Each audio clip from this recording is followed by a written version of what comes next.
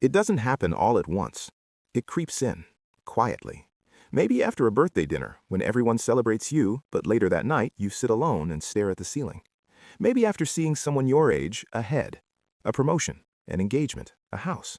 Maybe at 1:43 a.m., when the world is silent and your thoughts finally have room to speak. And then it lands. What if I'm wasting my best years?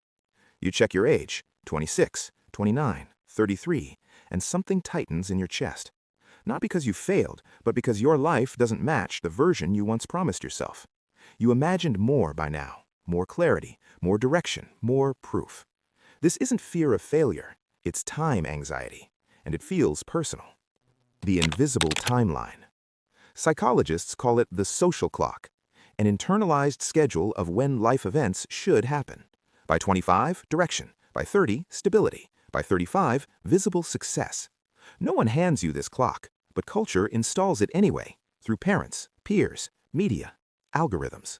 You absorb it slowly, and when your life deviates from that clock, your brain doesn't interpret it as different. It interprets it as late.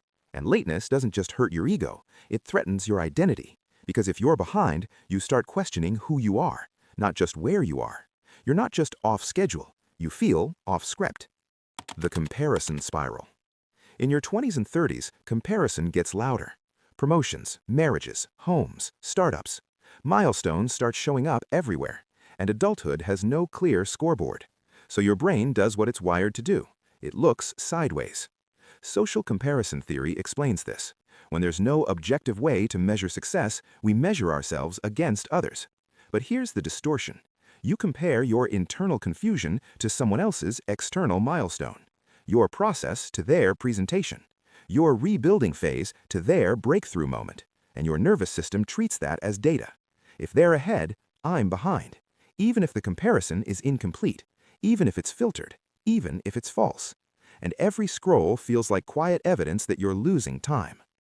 The scarcity illusion. When you were younger, time felt infinite. Psychologists call it future time perspective. In your teens and early 20s, the future feels wide open, unlimited.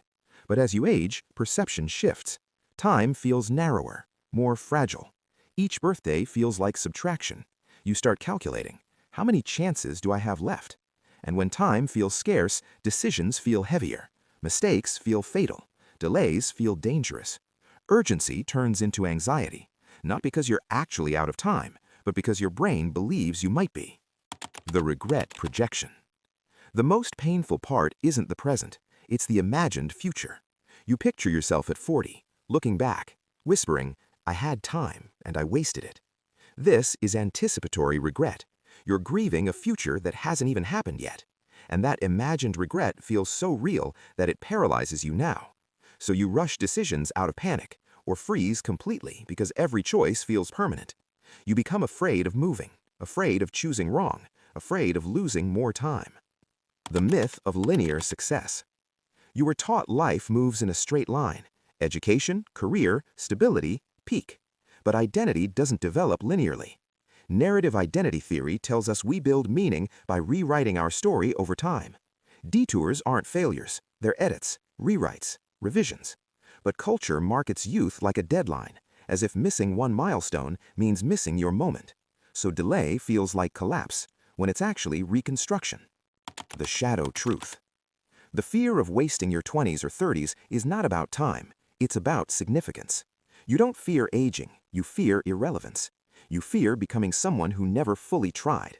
You fear looking back and seeing unrealized potential.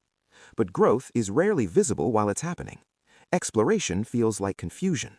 Identity formation feels unstable. Skill building feels slow.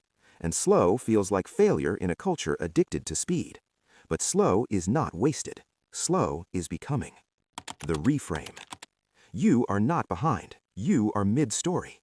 And mid-story never looks impressive. Time is not your enemy. Distorted comparison is. Your 20s and 30s were never meant to be polished. They were meant to be developmental, messy, adaptive, transformational. The only real waste is letting imagined regret steal your present action. You don't need to be ahead, you need to be moving.